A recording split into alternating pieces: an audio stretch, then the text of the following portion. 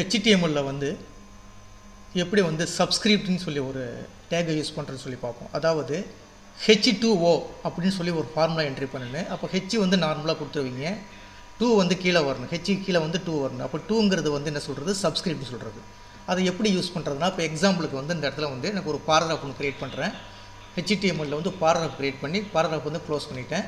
Slash பாராகிராஃப்னு ஆட்டோமேட்டிக்காக வந்துடும்.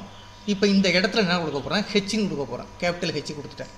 இப்போ அதுக்கு அடுத்தது வந்து என்ன வரணும், 2 வந்து சப்ஸ்கிரிப்டில் வரணும். அப்போ அதுக்கு ஒரு டேக் இருக்குது, SUBன்னு சொல்லி ஒரு டேக் இருக்குது, அதை கொடுத்துட வேண்டியது. கொடுத்துட்டிங்கன்னா உங்களுக்கு ஆட்டோமேட்டிக்காக ஸ்லாஷு சப்புன்னு சொல்லி வந்துடும். அந்த இடத்துல வந்து என்னது H2 வரணும். இப்போ 2 கொடுத்துருங்க. கொடுத்துட்டு இப்போ இந்த பக்கத்தில் இந்த ஸ்லாஷுக்கு பீக்கு பக்கத்தில் முன்னாடி என்ன கொடுத்துட வேண்டியது, H2O வந்து கேபிட்டலில் கொடுத்துட வேண்டியது.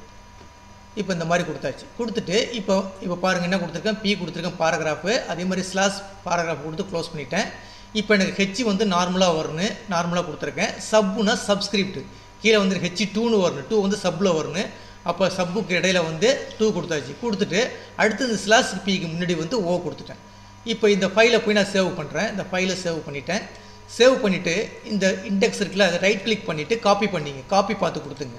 கொடுத்துட்டு நீங்கள் கூகுள் குரோமில் போய் இந்த இடத்துல ஜஸ்ட்டு கிளிக் பண்ணிவிட்டு ரைட் கிளிக் பண்ணிவிட்டு பேஸ்ட்டு கொடுத்தீங்கன்னா போதும். பேஸ்ட்டு கொடுத்தீங்கன்னா இந்த மாதிரி உங்களுக்கு பார்த்து வரும்.